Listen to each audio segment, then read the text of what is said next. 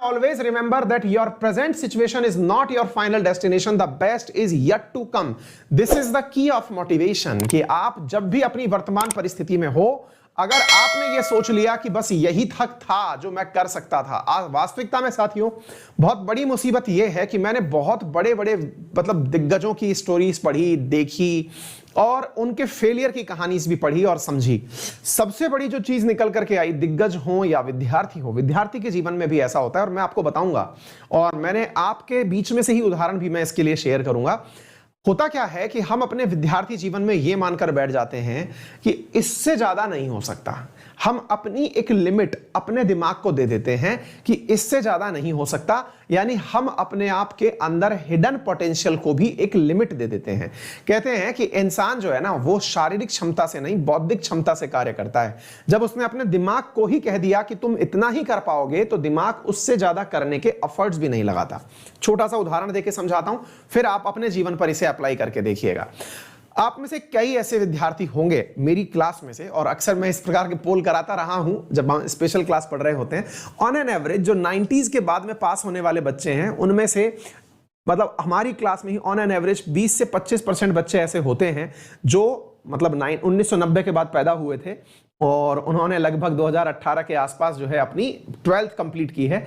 उनके बोर्ड में परसेंटेज 90 से ऊपर है ना, चाहे 10th बोर्ड हो चाहे 12th बोर्ड हो। अब तो खैर मुफ्त में ही पास हो जाएंगे, लेकिन आप में से कई विद्यार्थी ऐसे हैं जो बोर्ड में बहुत अच्छे परफॉर्मर होते हैं और बोर्ड की परफॉर्मेंस को ही याद रखते हुए वो कभी आगे के एग्जाम्स में सफल नहीं हो पाते। मैं ये नहीं कह रहा सभी विद्यार्थी फेल हो जाते हैं, लेकिन ऐसे बहुत से एग्जाम्पल्स हैं आपकी नजर में और इवन आप भी शायद इससे वास्ता रखते हो कि आपके 10th में या 8th में या 12th में बहुत ही मतलब सिग्निफिकेंट मार्क्स थे जिनका क्रेडिट आपको अब तक भारी पड़ रहा है। आपको लगता है कि हमने एक बार झंडा गाड़ा था और उसके बाद हालत यह हुई कि आपने फिर कोई कंपटीशन दिया, आप कंपटीशन नहीं निकाल पाए और यह आपके अंदर ही अंदर आपको खाने लगा। इसके पीछे रीजन पता है क्या है? रीजन यह होता है कि हम पुरानी जो चीज हमने की थी ना उसका ही कैरियज लेकर जिंदगी भर चल रहे होते हैं, जबकि जिंदगी में हर दिन एक नया इम्तिहान होता है। आपको हर इम्तिहान को फ्लाइंग कलर्स के साथ विजिट करना होता है। आपने 12th में अच्छा परफॉर्मेंस किया तो वो 12th के साथ ही काउंट किया जाएगा।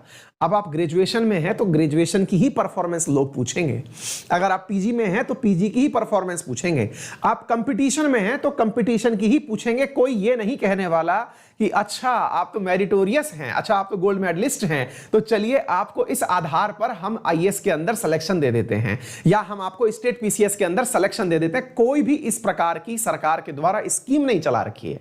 जो एग्जाम्स हैं उनमें सब बराबर हैं और हम लोग अपनी लिमिट क्या बना लेते हैं कि हमारा तो पिछला ही नॉलेज पर्याप्त था, नया कुछ ऐड करने की जरूरत नहीं है। अक्सर वो विद्यार्थी जिन्होंने अपने दिमाग को अपनी एक लिमिट दे दी, जो ये समझ लिए कि यार इससे ज्यादा नहीं हो पाएगा, वो लाइफ में कभी भी वो चीज प्राप्त नहीं कर पाए जिसके वो वाकई हकदार थे। तो आप सबसे और विद्यार्थियों से एक छोटी सी गुजारिश है, और हमारे सबके दिमाग में कोई ना कोई बैरियर जरूर लगा हुआ है, एक ऐसा बैरियर जिसको हमने अपने लिए बना रखा है, यार इससे ज्यादा नहीं हो पाएगा।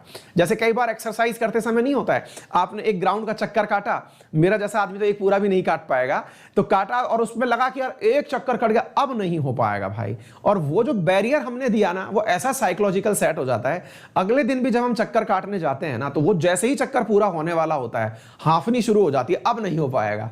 दिमाग का बैरियर शिफ्ट करिए, आप अपने आप करने लगेंगे। तो असली लिमिट आप अपनी खुद हैं, कोई और नहीं है। अपने आप को चैलेंज करिए, किसी और से चैलेंज लेने की आवश्यकता नहीं है। खुद से कंपीट करिए, हर दिन अपने आप को टारगेट दीजिए और उन्हें अचीव करने में सुबह सुबह ही जुट जाइए।